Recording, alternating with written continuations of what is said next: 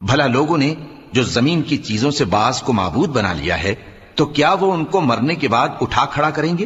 اگر آسمان اور زمین میں اللہ کے سوا اور معبود ہوتے تو زمین و آسمان درہم برہم ہو جاتے۔ جو باتیں یہ لوگ بناتے ہیں تو اللہ جو مالک عرش ہے ان باتوں سے پاک ہے۔ وہ جو کام کرتا ہے اس کی پرسش نہیں ہوگی، اور جو کام یہ لوگ کرتے ہیں اس کی ان سے پرسش ہوگی۔ کیا لوگوں نے اللہ کو چھوڑ کر اور معبود بنا لیے ہیں؟ کہہ دو کہ اس بات پر اپنی دلیل پیش کرو، یہ میری اور میرے ساتھ والوں کی کتاب بھی ہے، اور جو مجھ سے پہلے پیغمبر ہوئے ہیں ان کی کتابیں بھی ہیں، بلکہ بات یہ ہے کہ ان میں اکثر حق بات کو نہیں جانتے، اور اس لیے اس سے منہ پھیر لیتے ہیں۔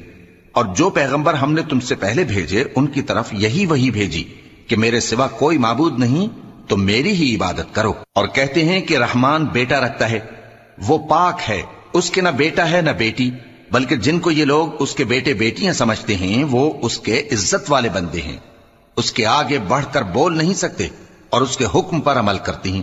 جو کچھ ان کے آگے ہو چکا ہے اور جو پیچھے ہوگا وہ سب سے واقف ہے، اور وہ اس کے پاس کسی کی سفارش نہیں کر سکتے مگر اس شخص کی جس سے اللہ خوش ہو، اور وہ اس کی ہیبت سے ڈرتے رہتے ہیں۔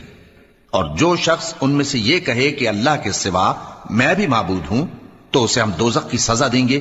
ظالموں کو ہم ایسی ہی سزا دیا کرتے ہیں۔ کیا کافروں نے نہیں دیکھا کہ آسمان اور زمین دونوں ملے ہوئے تھے تو ہم نے ان کو جدا جدا کر دیا، اور تمام جاندار چیزیں ہم نے پانی سے بنائیں، پھر یہ لوگ ایمان کیوں نہیں لاتے؟ اور ہم نے زمین میں پہاڑ بنائے تاکہ وہ لوگوں کو لے کر ڈولنے نہ لگے، اور اس میں کشادہ رستے بنائے تاکہ لوگ ان پر چلیں، اور آسمان کو محفوظ چھت بنایا، اس پر بھی وہ ہماری نشانیوں سے منہ پھیر رہے ہیں۔ اور وہی تو ہے جس نے رات اور دن اور سورج اور چاند کو بنایا، یہ سب اپنے اپنے مدار میں تیر رہے ہیں۔